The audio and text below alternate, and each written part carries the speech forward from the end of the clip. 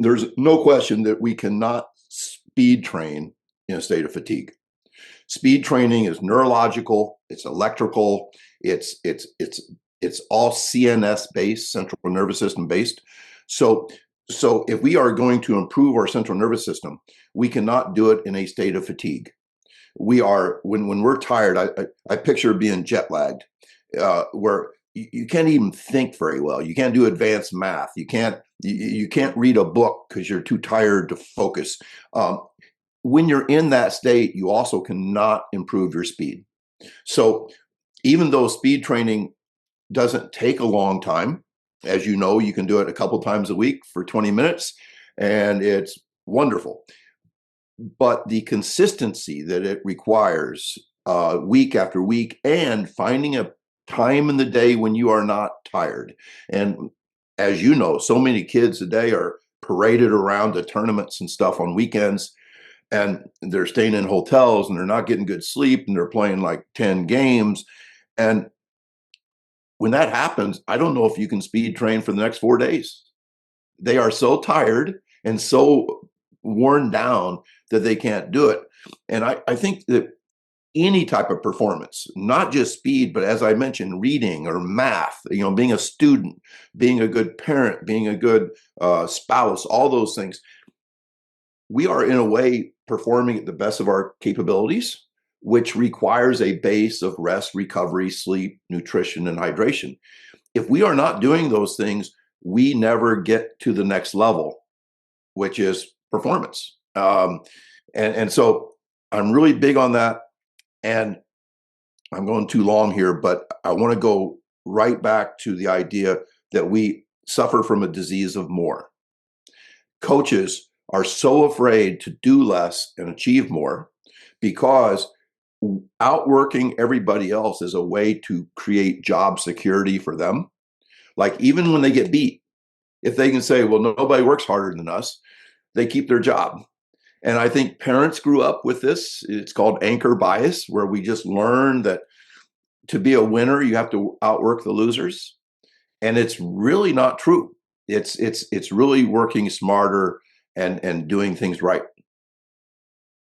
You always say racehorses, not workhorses, and I love that. So maybe you can just talk about what encompasses a racehorse as opposed to a workhorse. Well, I think we learn by stories, and I'll apologize to Saquon Barkley right up front. Um, I tell this story a lot now, but he called me back in February. Saquon Barkley, the MVP of the league, and had an epic season at the age of 26, which is really old for a running back. And he called me and he said, Coach, I love your stuff. I feel like I've lost a step. I'm getting hurt all the time. What can I add to my workouts? Once again, it's the more stuff. And I've seen the videos of his workouts. And so I kind of know that he is an extremist in terms of hard work. And so I said, well, you're not going to like my answer. I think you need to do less. And he said, so maybe I shouldn't do like 20 hundreds. Maybe I should only do 5. I shook my head and said, nah, no, don't do any hundreds. And so, and then he says, Coach, I feel like I've been brainwashed. And I said, I think we all have.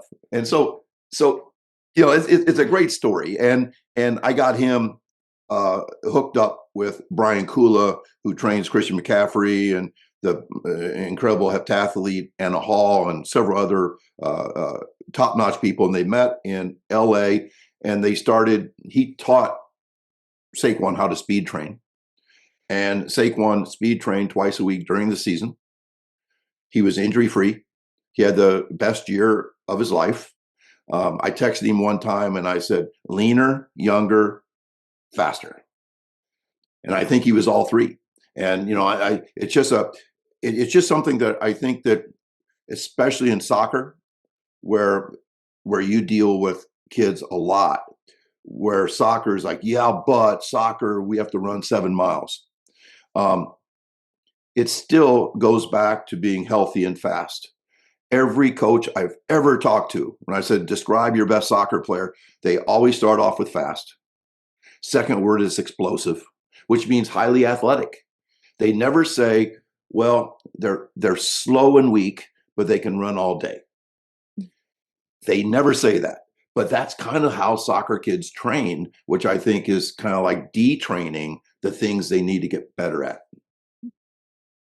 Yeah, and it's also that endurance bucket, it's so full already. And if someone feels they have to improve endurance more, it's like, well, are you guys standing around at practice? You must not be doing anything. So I think they always feel they have to do extra conditioning. And I get a lot of pushback from sports parents, mainly soccer field based sports, where I say, look, I don't program conditioning during the season. That's a risk factor. And they push back and they're like, why not? Like she needs to like last the entire game.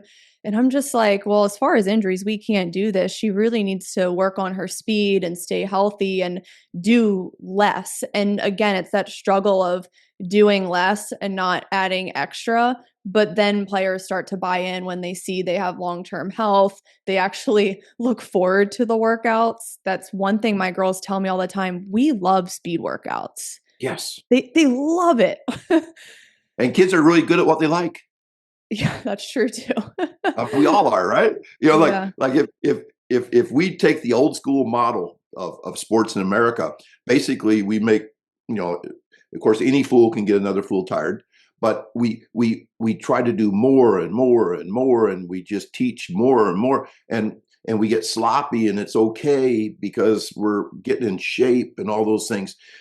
And practice is not fun either when we do that, which, man, if we could make practice more likable, more game like, and like you said just a minute ago, like if your practices don't resemble a game, like what in the hell are you doing in practice? Like if you're not moving and spending 90 minutes or whatever, getting in some play like running, then I don't think you're practicing right. And then, as you know, every soccer kid plays too many games. I mean, they play game after game. And these people that have tournaments, they're not thinking about the health of the kid. It's a money grab. It is it is a multi-billion-dollar business in America today, where we have kids come in football 7-on-7 tournaments, or in basketball it's AAU basketball tournaments, and they play way too many games. And it's not because they're developmental. It is literally, that's how they can charge a lot of money. And it's sad because I think kids are getting worse because of it. They're getting hurt more often.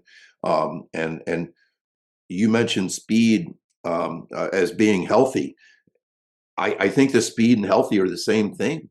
It's like, if a great barometer of your health is how fast you can run.